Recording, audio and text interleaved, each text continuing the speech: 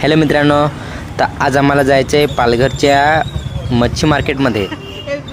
आम्ही पाचबत्तीपासून निघालोत आणि आता पुढे स्टेशनच्या जो बस स्थानकाकडे जो रस्ता जातो आहे त्या रोडला जातो आहे. आणि इथे बघा आम्ही पोहोचलो.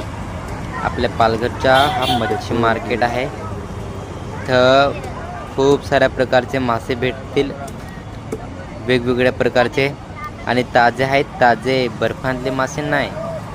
इथं रात्रीच्या वेळेस, संध्याकाळच्या वेळेस आपण एकदा तरी नक्कीच या आणि इथला मावरा घ्या, ताजा ताजा मावरा.